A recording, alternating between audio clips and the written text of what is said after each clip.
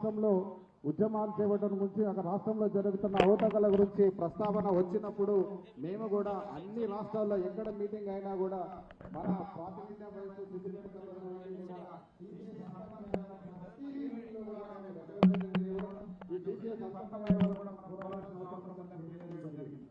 ముఖ్యంగా చెప్పాలంటే విషయం 2000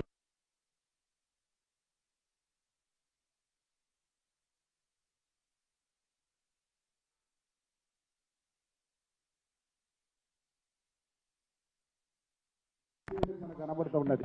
అందుకని ఏది ఏమైనప్పటికీ జేఏసీలో ఉన్న 250 సంఘాలు అయితే అందరం కూడా సిపిఎస్ అంతే వరకు మరి ముఖ్యంగా పట్టుబట్టి ఎందుకు చెప్తున్నా, ఇంత వర్షం పడుతున్నా కూడా గొడుగులు వేసుకొని వచ్చి వర్షంలో కూడా తన నిరసన తెలియజేస్తున్నాం. ఎందుకు చెప్తున్నామంటే ఒకే ఒకటి సార్, మా ఆవేదన, మా పరిస్థితి బాగలేదు, మా సిచ్యువేషన్ బాగలేదు.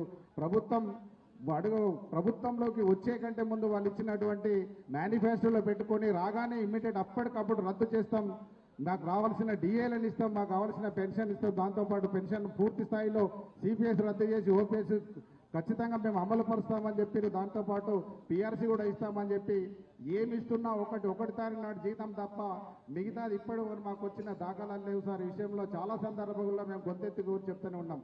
మనకు కూడా సోదరులారా, వచ్చిన ఉద్యోగ ఉపాధ్యాయ కార్మిక సోదరులందరికీ, మా పెన్షనర్దారులందరూ కూడా తెలియదంటే పోరాడితే పోయేది ఏం లేదు, నాడు సీఏలు తప్ప.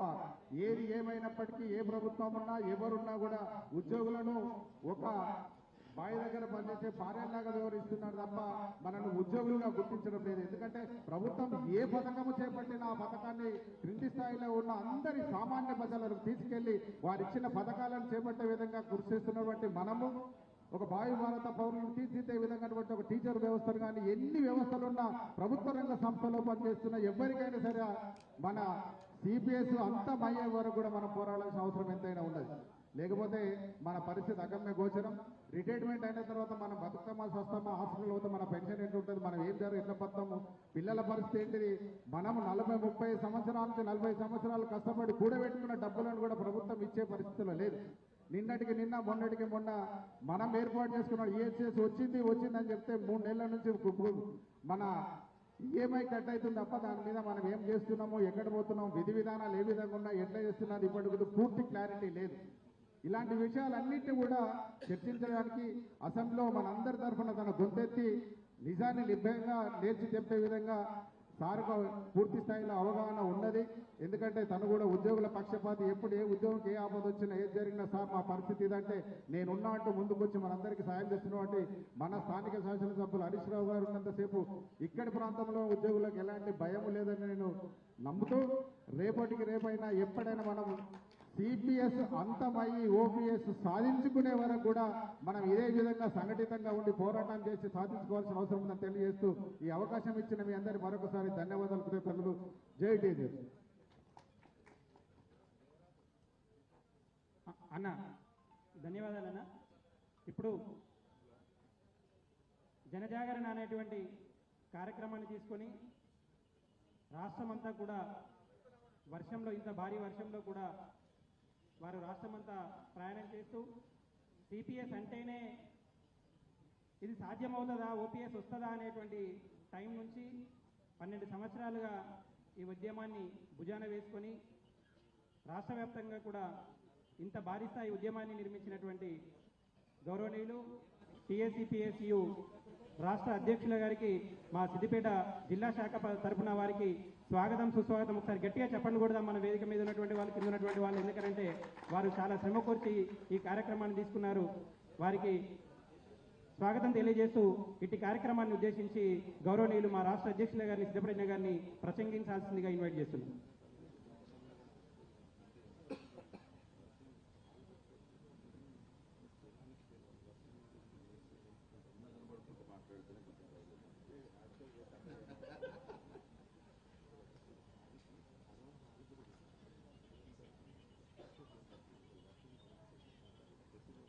సభకు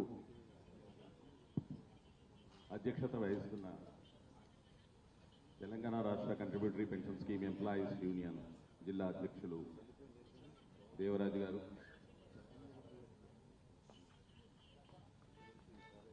సభ నిర్వాహకులు ప్రధాన కార్యదర్శి శశికుమార్ గారు, మహిళా కన్వీనర్ ఉదయశ్రీ గారు,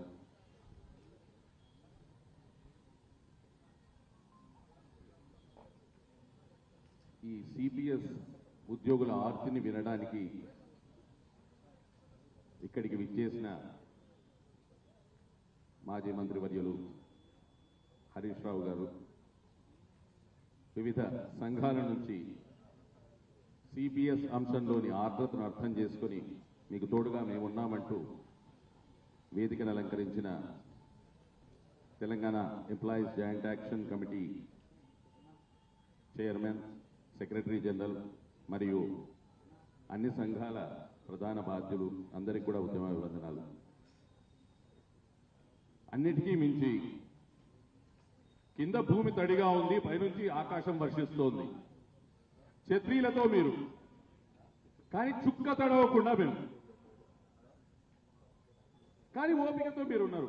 ఎందుకున్నారు? కొంచెం గట్టిగా నాయనా, అడకపోతే అమ్మాయినా పెట్టదు. ఎందుకున్నారు? ఏం కావాలి?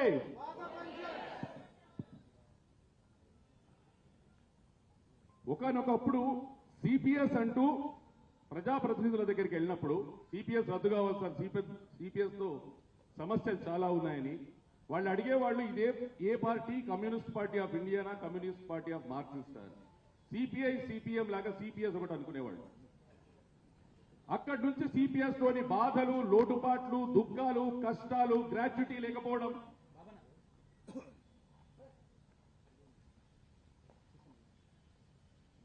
ఉద్యోగ ఉపాధ్యాయులు చనిపోవడం, సడన్ గా చిన్న చిన్న పిల్లలు వాళ్ళకి గ్రాట్యుటీ లేదు, ఫ్యామిలీ పెన్షన్ లేదు.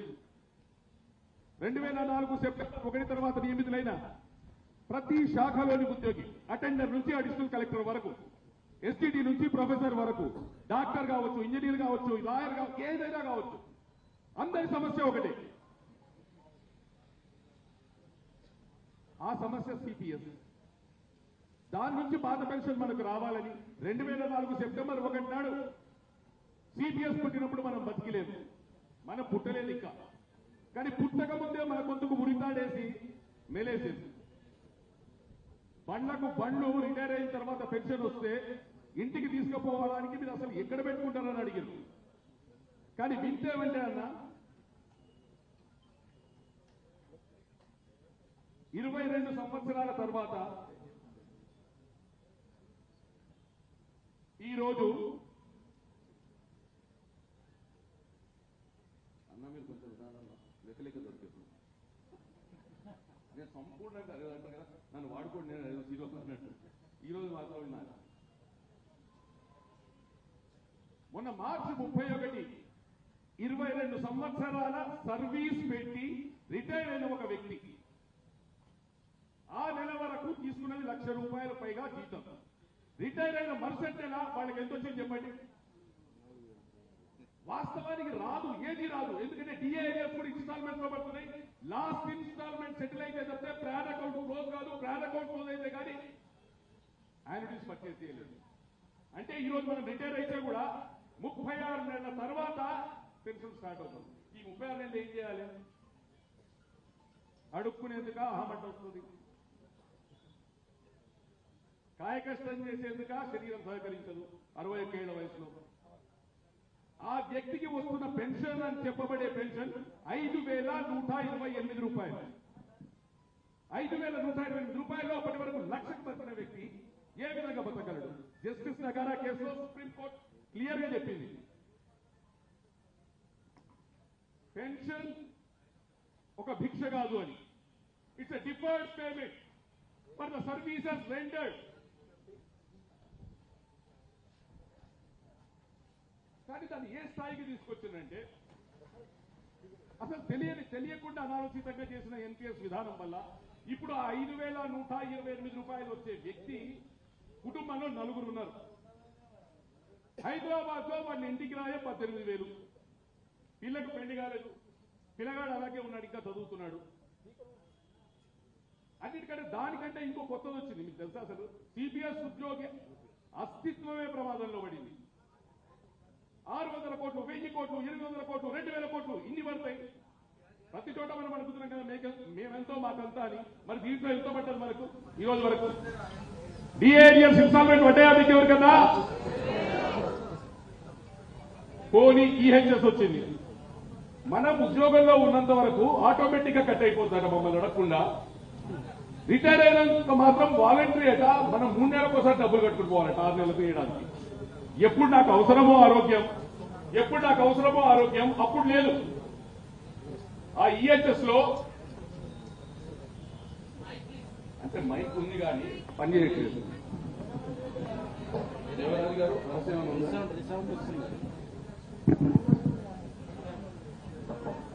ఆ ఈహెచ్ఎస్ కింద వాళ్ళ లాస్ట్ బేసిక్ పే 64,500 రూపాయలు. 1.5% డిసైడ్ చేసిన నాయకులందరూ కలిసి. అంటే 1.5% 64,500కు 1,000 రూపాయలు. వచ్చే 5,128 రూపాయలు 1,000 రూపాయలు పని దానికి కట్టారు. మిగిలింది 4,000. 4,000 ఎక్కడి నుంచి నడుస్తుంది? 4,000 నేను రోజు డిబేట్ చేస్తే రోజు 120 రూపాయలు. 120 రూపాయలు మందులు కావాలి, తిండి కావాలి, బట్ట కావాలి, ఉండడానికి షెల్టర్ కావాలి. అది 30 ఏళ్ల తన జీవితాన్ని, తన యవ్వనాన్ని ప్రభుత్వం కొరకు, ప్రజల కొరకు ప్రభుత్వం తయారు చేసే ప్రణాళికలను సజావుగా ప్రజలకు అందించే పనిముట్లు ప్రభుత్వ ఉద్యోగోపాధ్యాయులు. అవునా కాదా? ప్రభుత్వం అంటే ఎక్కడో సెక్రటరీ ఉండదు.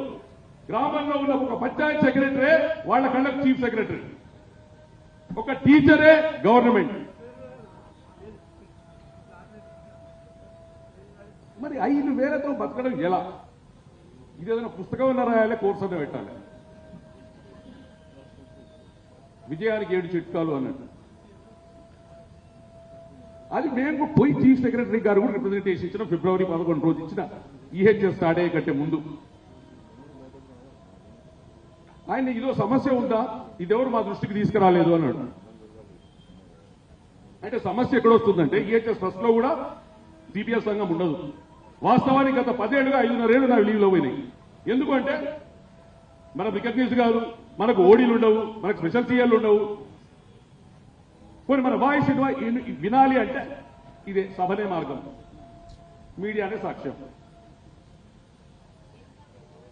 అక్కడ నాకు నొప్పి అయితే ఆన్లైన్ లో ఆయనకు నొప్పి అయిందంట, సార్ మంది ఏంటి అని పోయి అడిగితే ఎవరన్నా తక్కువ అవుతుందా? నొప్పి నాకుంది సిపిఎస్ ఉద్యోగికి, ఉపాధ్యాయుడికి. నా కోడు వినండి అని నేను చెప్పేది ఎప్పుడు వినరు. ఈ రోజు గత 10 సంవత్సరాల మన కృషి ఫలితంగా ప్రభుత్వాలు అర్థం చేసుకున్నాయి. గత ప్రభుత్వంలో గ్రాట్యుటీ, ఫ్యామిలీ పెన్షన్ ఈ 2 వచ్చినాయి. ఫ్యామిలీ పెన్షన్ అనేది ఎంత ఇంపార్టెంట్ అంటే, ఓ వ్యక్తి చనిపోతే నిజంగా పరిస్థితి దారుణంగా ఉండేది ఇంట్లో. అది స్టార్ట్ అయింది ఉద్యమం కూడా అలాంటి పరిస్థితుల్లో. నారాయణపేటలో ఒక మిత్రుడు, ఉపాధ్యాయ మిత్రుడు చనిపోతే భార్య కర్ణాటక, నాన్ లోకల్, కంపాషనేట్ రాలేదు, చిన్న పిల్లలు ఇద్దరు. ఆఖరికి చుట్టాలు కూడా వదిలేసే పరిస్థితి. ఈ ఫ్యామిలీ పెన్షన్ కారణంగా వాళ్ళ జీవితాలు, కుటుంబాలు నిలబడ్డాయి. ధన్యవాదాలు సార్. 6,000 కుటుంబం.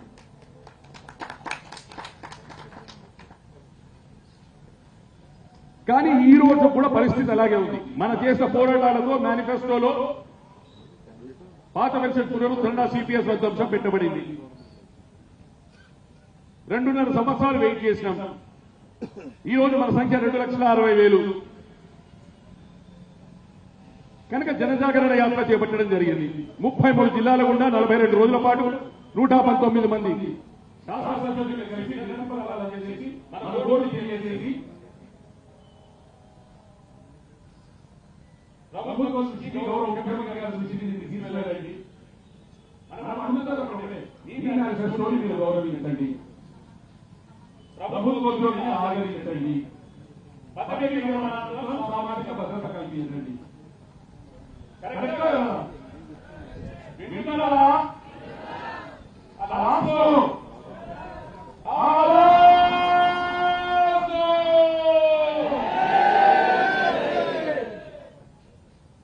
ఈ ర్యాలీ గురించి చాలా రాష్ట్రంలో మనకు రాష్ట్రాలలో అక్కడి సమస్య కేంద్ర రాష్ట్రాలంటే కాదు, రాష్ట్రానికి రాష్ట్రంలో గౌరవించండి. మరి 150 మంది సిపిఎస్ ఉద్యోగోపాధ్యాయులు చేయడం జరిగింది. కశ్మీర్ ప్రాతినిధ్యం ఉంది. ఆ యుద్ధంలో భాగంగా రాజకీయ మైదానంలో ర్యాలీల మూలంగా రాజస్థాన్ ఛత్తీస్గఢ్ జార్ఖండ్ మధ్యప్రదేశ్ సిపిఎస్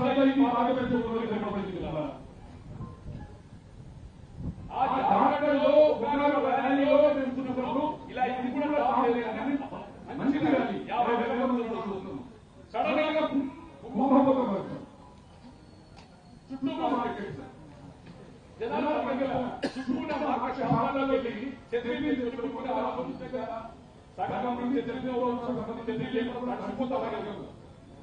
అది లైవ్ చేస్తుంది. దానికి సాధారణ ఆ ర్యాలీ హేమంత్ సోరెన్ గారు ఆయన చూస్తున్నాడు. వెంటనే ఇంటి నుంచి బయలుదేరి కార్యక్రమానికి వచ్చేటప్పుడు ఆ డయాసిస్ వచ్చినాడు. ఒకటే మాట చెప్పిండు, నేను అధికారంలో వస్తే పార్లమెంట్ తెలుస్తాను. వారు పునరుద్ధరించడం జరిగింది. మళ్ళీ ఎక్కడైతే సాధారణ నచ్చిందో అదే స్టేడియం ప్రభుత్వం తీసుకొని మేమంతా పక్కన కూర్చోనుగా పాత పెన్షన్ అంతేకాకుండా అంతకుముందు ఎదురైన వాళ్ళ కూడా పాత పెన్షన్ కల్పించి ఆయన చేతుల మీదుగా ఆ రోజు సుమారు 861 మందికి పెన్షన్ పేమెంట్ సో ఈ సాధారణ ఆచారాలను తెలుస్తుంది. కనుక మనం కూడా పాత పెన్షన్ దూరంలో వెళ్ళి ఇంకా సమయం ఎక్కువ తీసుకోవడం అలాగే కూడా లేట్ అవుతుంది. నా పక్కన దేవాలయాలు తెలియబడాలని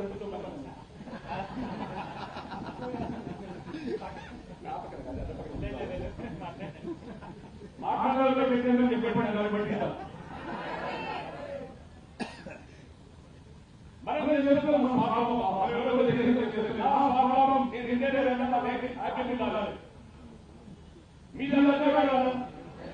మనం మనందరూ స్వాగతిస్తే సామూహిక స్వాగతం. సామూహిక స్వాగతం పరగణిక భవిష్యత్తు పాత చేస్తుంది. అవునా? దాని వరకు మనం అడగాలి. నిజంగా మనం ఇంట్లో ఈ డయాబెటిస్ సంఘ నాయకత్వం మీకు తెచ్చిస్తుంటే మనం అడగాలి. మన అంశాలు మేనిఫెస్టోలో పెట్టినప్పుడు మనం అడగలేకపోతే ప్రభుత్వం ఏమనుకుంటుంది? వీళ్ళకి అక్కర్లేదేమో కనుక అడగాలి, ఎదగాలి, కలిగించాలి. ఆగస్టు 23 హైదరాబాద్ ప్రకటించడం జరిగింది. ఆగస్టు 23 రాష్ట్రంలో 2,60,000 మంది, అందులో 40,000 మంది పోలీసులు పంపారు. కానీ వాళ్ళు కూడా బతకిస్తున్నారు. భక్తిలో కోసం లేదు. కనుక 2 లక్షల మంది హైదరాబాద్ సిద్ధమా సిద్ధమా ఈ కోరోనా ట్యాక్స్ ఏంటి? కాంట్రాక్ట్ ఉన్న మీకు ఉద్యోగం మీకు ఫోన్ చేయండి. ఒకసారి కాదు, కొంతమంది నిద్రపోతూ ఉంటారు, నష్టం లేదు, కొంతమంది తీసుకుంటారు. 2,000 తీసుకున్నాడు. బట్ రావాలి అప్పుడు లేదు. ఇంతమంది నిశ్శబ్దంగా ఆ ఖనిజ రంగాలు ప్రభుత్వాన్ని కదిలిస్తాయి, పాత పెట్టి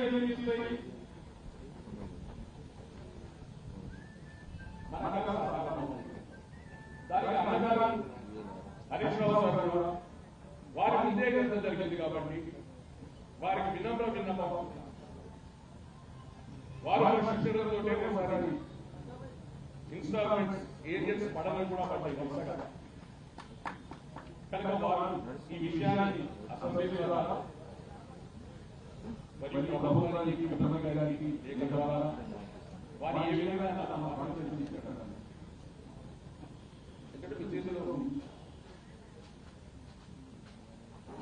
పార్టీలో నిర్ణయం తీసుకుని పాత సానుకూలంగా సహాయం చేస్తారని 2,60,000 మంది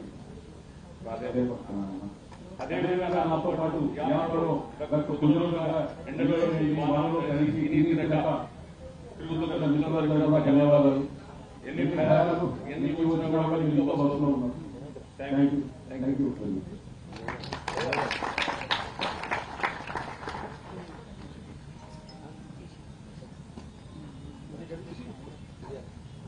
ధన్యవాదాలు.